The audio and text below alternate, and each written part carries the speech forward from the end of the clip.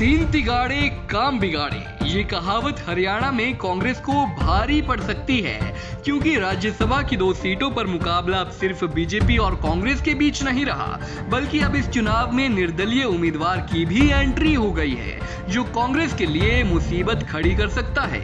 आज नामांकन की तारीख खत्म होते ही हरियाणा में राज्यसभा का चुनाव बेहद रोचक हो गया है। राज्य से राज्यसभा की 2 सीटों के लिए 3 प्रत्याशी उतरने से अब चुनाव में बड़ा खेला होने की संभावना है। भाजपा प्रत्याशी पूर्व मंत्री कृष्ण लाल पवार का राज्यसभा जाना लगभग तय है, लेकिन असली खेल दूसरी सीट के लिए 2 रिश्तेदारों के बीच होगा। कांग्रेस प्रत्याशी अजय माकन और निर्दलीय उम्मीदवार कार्तिकेय शर्मा आपस में रिश्तेदार हैं और दोनों के बीच ही कांटे की टक्कर है। चलिए सबसे पहले आपको तीनों उम्मीदवारों के नामांकन करने के बाद बयान सुनाते हैं और जीत को लेकर उनका क्या कहना है, सुनिए। सबसे पहले भूपेंद्र सिंह हुड्डा, फिर सीएम मनोहर लाल खट्टर और आखिर में कार्तिकेय के पिता विनोद को। 2 सीट हैं, एक कांग्रेस को आएगी, एक बीजेपी को जाएगी। लेकिन सर निर्दलीय उम्मीदवार मैदान में आने की तैयारी। चलो वो तो सबकी वो है, प्रजातंत्र है, निर्दलीय भी आएंगे। अब जो चुनाव में होते हैं उसमें पता नहीं कितने खड़े होते हैं। निर्दलीय उम्मीदवार मैदान में इसलिए आ रहा है कि कांग्रेस में भीतरघात हो सकता है। कोई भीतरघात नहीं होगा। 2 सीटें हरियाणा में जो खाली थी उसका आज नामांकन पत्र भरने का आखिरी दिन है और अभी तक जो जानकारी मिली है कि यानी जो चुनाव की व्यवस्था में जो लोग लगे हैं, हमने अपने कैंडिडेट श्री कृष्ण पवार जी का फार्म भरवाया है और इसी प्रकार कांग्रेस ने भी अजय माकन उनका एक फार्म भरवाया है। अभी भाई कार्तिक शर्मा जीतने के लिए और जीत के विश्वास के साथ मैदान में उतरे हैं, जीतेंगे।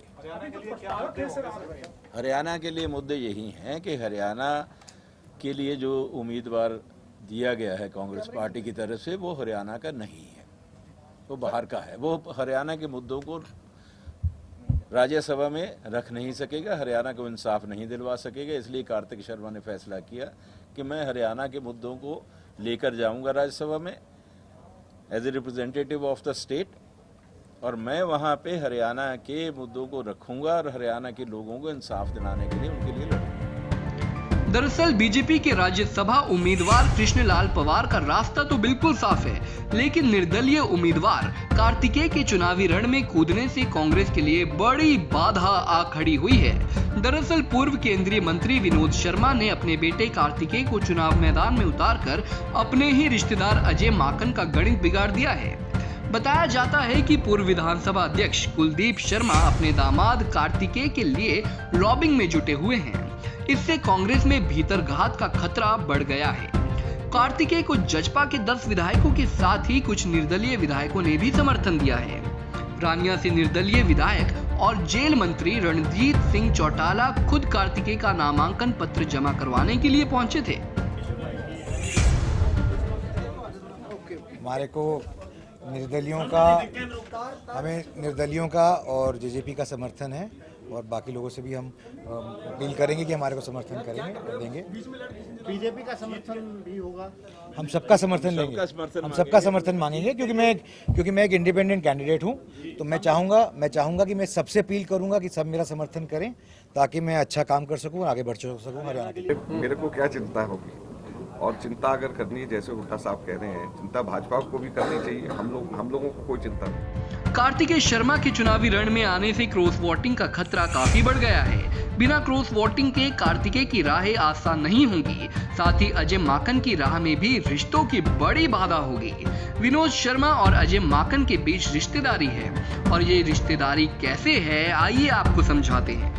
दरअसल पूर्व राष्ट्रपति शंकर दयाल शर्मा की बड़ी बेटी गीतांजलि का विवाह अजय माकन के बड़े भाई ललित माकन के साथ हुआ था।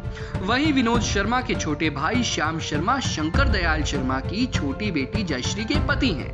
यानी ललित माकन और श्याम शर्मा आपस में साडू हुए।